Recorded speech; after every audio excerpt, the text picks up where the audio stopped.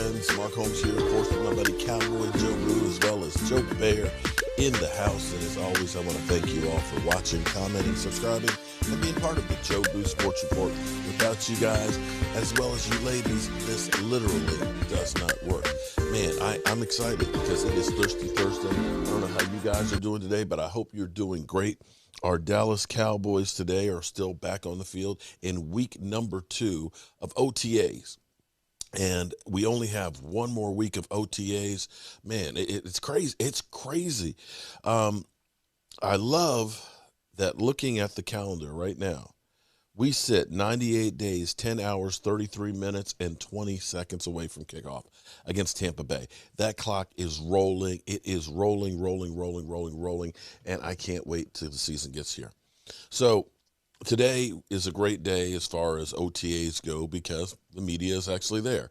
Today we'll see a lot more pictures from practice and see some guys, see them doing some work and stuff. So this afternoon we'll definitely have a lot more stuff to talk about. So I can't wait for that. The questions, and we have a lot of question marks. Everybody is saying that the Dallas Cowboys defense stinks. They've done nothing to address the defense, and they're awful. But see, this is the NFL. The NFL, which took the Philadelphia Eagles being in last place in their division to being Super Bowl champions. Literally. A team that won their division in 2015 at 7-9. Carolina Panthers that went 15-1 the next year. Worst to first and turnarounds are not unheard of. Hell, 2013, we lost to Marcus Ware, Jason Hatcher, and Sean Lee tore up his knee in the first practice in OTAs when Zach Martin, a young guard, came around the corner and tore it up without pads on. That defense from 2013 that lost those 3 key players was 32nd. Historically bad. And they jumped all the way to 19. Now, when they say that we haven't done much to address our defense, I dare say we've actually done a lot more than what seems to be noticed. One of the things, and we'll find out for sure, one of the major upgrades may actually be Randy Gregory.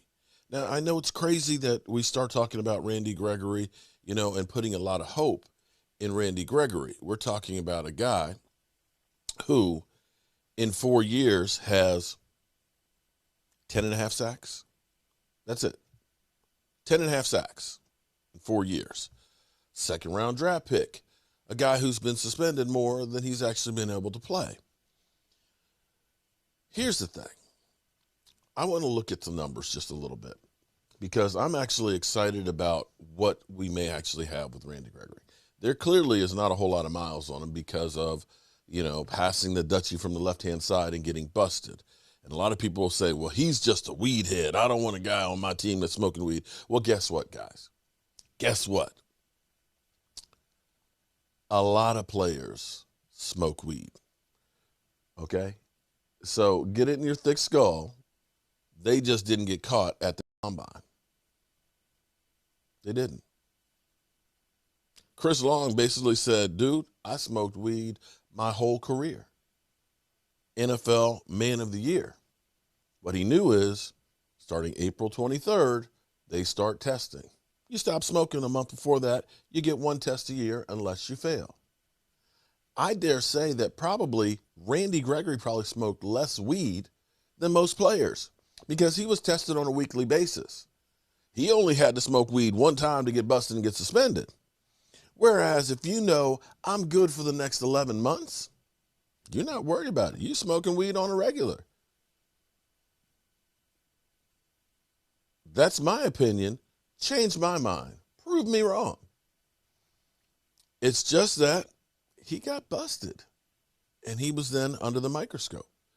So when we start talking about Randy Gregory in the context of experience, the reality is Randy Gregory has not really had an offseason with the team. His 3.5 sacks that he got last year came on a COVID year where there were no OTAs. Training camp was shortened. practice is minimized, and he came in week 7. So let's look at the last 2 seasons, and it's crazy because 2018 and 2020, he had 9.5 sacks in 24 games. That equates to about 0.4 sacks per game, which equates to 7 sacks a season. And you're thinking, 7 sacks a season isn't much. Well, when you think that you haven't really been taught moves, and by the way, he has 15 tackles for losses, 12 quarterback hits, and 3 forced fumbles, which is not bad. That's kind of a wrecking crew. The thing that Randy Gregory also brings, unfortunately, is he's very raw and sometimes out of control, and we'll get that, quarterback unnecessary roughness because he hit late or he hit below the knees and things like that. Not intentionally, just he hasn't gotten all those skills. If the Dallas Cowboys defense is going to really succeed, they've got to do better against the run, and they've got to be able to put more pressure on the quarterback. And Randy Gregory, with a full offseason versus a Randy Gregory that came in week 7, to me, is an upgrade. The fact that he's there working out in OTAs right now,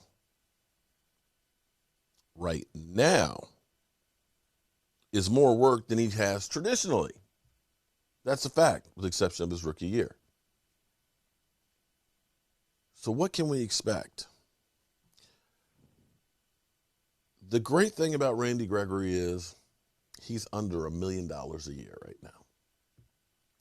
This is basically a contract year for him. The Dallas Cowboys, and many years ago, people would keep saying, get rid of him, man. I don't want no crackheads on the team. Well, there's a difference between, say, David Irving, who David Irving had an attitude towards, I'm better than 95% of the people just rolling out of bed, and proceeded to prove people that he was better than other people rolling out of bed by not really wanting to practice and being a distraction. You've had other people out there that have gotten into a lot more trouble for other things. The crazy thing about Randy Gregory is when you look at how much time he's been suspended, I challenge you to actually find somewhere where he said, I ain't practicing. He's gone after a coach, he's belittled somebody, or he's gotten in trouble off the field. There's been none of that. No drunk drivings, no domestic violence, nothing. It's just passing the Dutchie from the left-hand side, man. That's it. So, if he's not smoking any more weed than anybody else, if he was able to get basically a sack every 2.25 games without really practicing and having all of the time like other players, given the opportunity now to be able to work out, I'm looking forward to it. The one thing that the Cowboys do that sometimes I think that they hurt themselves with. I know that the Dallas Cowboys are the biggest brand in the world, and it's all about marketing and things like that, selling jerseys, getting fans in the stands, and making money. It's a business, They're trying to run a business here. But sometimes when you run a business, sometimes you can make mistakes that make you money, but don't exactly help the people, the players. Too many times, the Cowboys out of the gate want to anoint somebody. Oh, we're going to give you 94. Charles Haley, DeMarcus Ware, Randy Gregory, the next great 94. You put that pressure and that onus on people. Sometimes guys thrive on it. They look at it and say, I'm honored, and I have to live up to that standard of that. But I know from my own personal experience growing up, I'm the youngest of 3 brothers and a sister. We were a jock family. My brother Tony, who passed away, ran track. He pole vaulted. He was a sprinter. My brother Arando, great sprinter. He ended up doing hurdles and things, hurdles and long jump. My sister, great sprinter. My brother Greg, linebacker. When I got to school, the teachers and the coaches would say, "You're Rondo's brother. Rondo ran hurdles for me. You gonna run hurdles?" "No. I'm Mark. I'm not a Rondo's brother. I'm Mark." Or it was like, "Oh, Greg, he played linebacker for me. You gonna play linebacker?" Greg was a party animal. "You gonna be a party animal too?" Man, like, no. I'm Mark. That's my brother, but I'm Mark. And so you get all this pressure to live up to somebody else's standard instead of actually being yourself to carve out your own path. It drove me crazy. So what did I do? I threw shot put and discus. I played offensive line. I had to do some things that didn't make me live in those shadows to carve my own path. So when the Cowboys say, "You're the next Randy Gregory," or "You're the next Charles Haley," that's a lot of pressure to put on a guy. Now, CeeDee Lamb, of course, he originally didn't want to be 88. He wanted to be a different number. But after Jerry Jones doing the spiel of, we could sell a lot of jerseys with, we got the 88s, we got the Dez Bryant, we got the Drew Pearson. They're two Hall of Famers. And you know what? You could be the trifecta, son. That's what we believe in. They convinced him that 88's the number for him. But it still puts a lot of pressure on him. So we'll see if he thrives this year, having that offseason, not having to worry about the NFL police over his shoulder and the drug testing and all that now maybe he can just focus in on being the best football player he can. And for the Cowboys to have stuck behind him throughout all of this, in some regards, he may look at it as, I owe them for taking a chance on me. And that, my friends, may end up being a great story for our Cowboys. So with that being said, it's time for me to get out of here because I don't want to take up too much of the YouTube. I slipped the other day cutting some grass on a hill. And I think I actually, in my less worse knee, I went to the orthopedist yesterday, and I've got to get an MRI. They think that I may have done some damage to my ACL. It was kind of funny because they're pulling, when you have knee damage, they pull on your knee and checks to see how much stability is there. And the nurse practitioner, she's pulling on the knee, and she's like, "Oh, it's a little loose. Let me check it against the other one." And so she starts pulling. I said, oh, by the way, I tore the ACL and don't have one in that other knee in high school. And so it might be, she's like, I can't, she's like, give me something to work with. Give me something to work with. It's like, sorry. So, it is what it is, but I'm going to keep on pushing it. I'm going to keep on trying to do what I do. But sometimes things happen to you, and it ends up being a blessing in disguise. I had a flesh-eating bacteria in 1994. I lost a job that I really loved. I had to spend 6 months learning how to walk again. And during that time of being bankrupt, being unemployed, and learning how to walk, I was always good at doing woodworking. So I started doing small jobs for people. And that ended up leading on to me developing my own company because I had to do something to make money.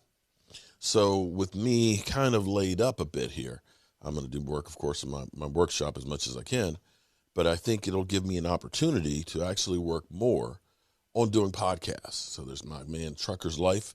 Check out his channel too. Trucker's Life, man, he's a trucker and he ends up cooking in his truck. He's got one of the Joe Boo cutting boards and stuff. And man, he makes some gourmet food on there. So check out his channel. But a lot of truckers and people out on the road, they're always like, man, we'd like to get you on a podcast. So since I can't walk real well or stand on my leg, this is, instead of looking at it as a negative, woe is me, my knee is jacked up, you find other ways to use that time. And I've been saying for a while, I haven't had time to work on podcasts. Well, this will give me a little extra time. So with that being said, you know the deal. Our folks here, and as always, I want to thank you all for watching, commenting, subscribing, and being part of the Joe Boo Sports Report.